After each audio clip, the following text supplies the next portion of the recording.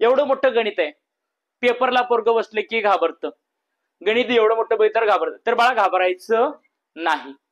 फक्त मला कोणत्या कोणत्या गोष्टी म्हणता येतात बघ. एका रस्त्यावर काही घोडे व तेवढेच घोडेस्वार चालत आहेत. आता बाळा घोड्यांना पाय किती रे? तर बाळा घोड्यांना पाय किती रे? 4. घोड्यांना पाय किती बाळा? 4. तेवढेच घोडेस्वार, घोडेस्वार म्हणजे आपण माणसं. मग माणसांना पाय किती रे बाबा? 2. माणसांना पाय किती? 2. कळलं का रे?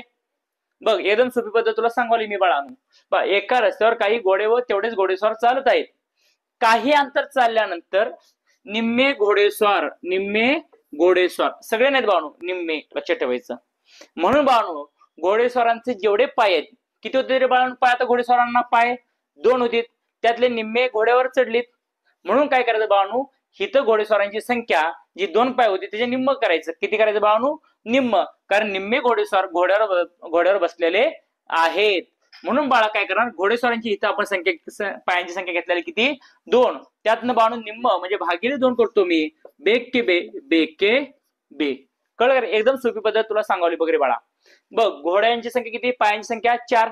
माणसाच्या पायाची संख्या 2 होती, पण त्यातील निम्मे घोडेस्वार घोड्यावर बसल्यात. म्हणून बाळांनो पायांची संख्या देखील मी काय करणार आहे? निम्मी करणार आहे. पायांची संख्या काय करणार आहे? निम्मी करणार आहे. म्हणून किती आलं रे बाळांनो? 1 आलं. कळलं का रे? मग अशा वेळेला बाळा 4 अधिक 1 झालं किती रे? 5. झाले किती रे बाळा? 5. म्हणजे चालणारे पाय आता समजा मी किती रे म्हटले बाळा? 5. म्हणून काय करायचं, बसले तेव्हा चालणाऱ्या पायांची एकूण संख्या किती झाली रे? 200. किती रे झाली बाळा? 200. म्हणून 200 भागिले 5. 200 भागिले 5. 5 कसं आलं कळलं काय तुला? घोड्यांच्या पायांची संख्या किती? 4. घोडेस्वारला पाय किती होते? 2. पण त्यातले निम्मे घोडेस्वार घोड्यावर बसल्यात, त्यामुळे 2 चे मी निम्म केलो. किती आलं? 1. म्हणजे 1 आणि 4 किती रे बाळा? 5 असं आलं. म्हणजे 5 1 5. 5 चौक 20. किती आला बाळांनो? 40. म्हणजे अगोदर घोडेस्वार किती होते बाळांनो? 40. म्हणजेच अशा पद्धतीनं अवघड गणित देखील सोप्या पद्धतीनं आपल्या इथे शिकवले जातील. सर्व विद्यार्थ्यांना विनंती आहे की आपलं चॅनल सर्वांनी सबस्क्राईब करा, शेअर करा, लाईक करा. येणाऱ्या काळामध्ये आपल्या चॅनलमधून तुम्हाला अशी अवघड गणित कमी वेळेत कशी सोडवायची यासारख्या सर्व ट्रिक दिल्या जातील. धन्यवाद. जय हिंद.